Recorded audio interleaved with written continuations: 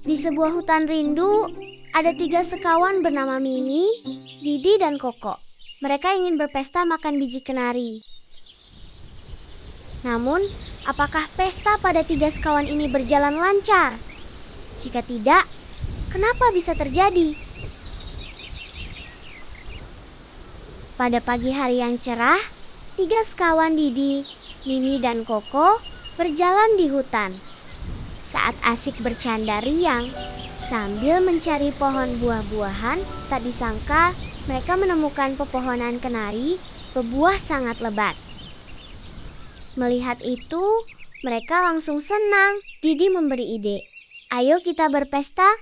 Di sini di pohon paling besar dan paling lebat biji kenari. Kalau pohon yang lain bisa di waktu berbeda lagi." Mimi tersenyum dan mengangguk setuju. Namun ada satu tupai yang terlalu perfeksionis, yaitu Koko. Koko si tupai yang tidak hanya ingin mencari biji kenari untuk dimakan, dia ingin mencari biji kenari tersempurna tanpa cacat, mengkilap, dan simetris sempurna. Di saat temannya asik makan sambil tertawa bersama, si Koko sibuk dengan pencariannya. "Aku mencari di sini. Ini tidak bagus kenarinya. Aku ingin mencari di pohon lain," ujar Koko, tidak menghiraukan ide temannya sebelumnya. Mimi dan Didi pun juga sibuk mengumpulkan biji kenari yang biasa dan langsung mulai memakannya. Mimi yang sambil mengunyah mulut penuh berkata, "Ayo makan, ini sangat enak loh."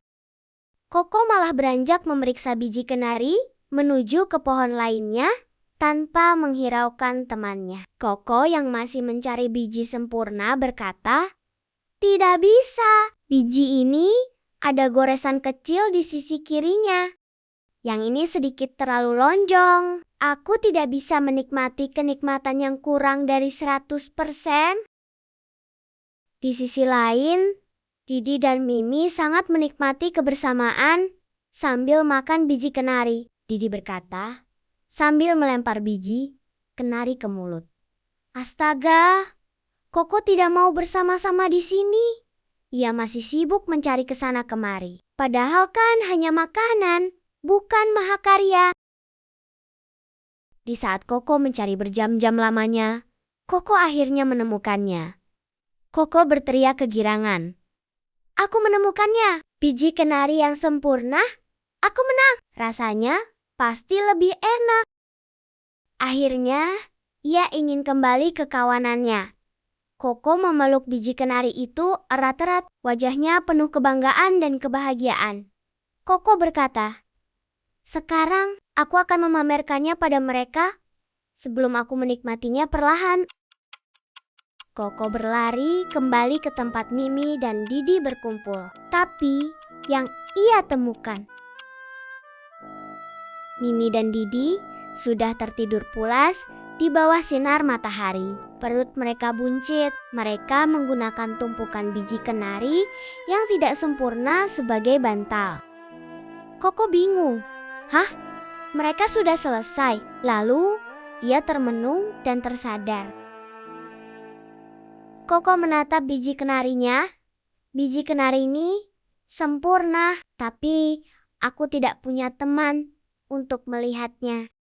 Koko pun memutuskan menyingkirkan biji kenari yang sempurna itu, mengambil biji kenari yang sedikit penyok di dekatnya, dan mulai mengunyah.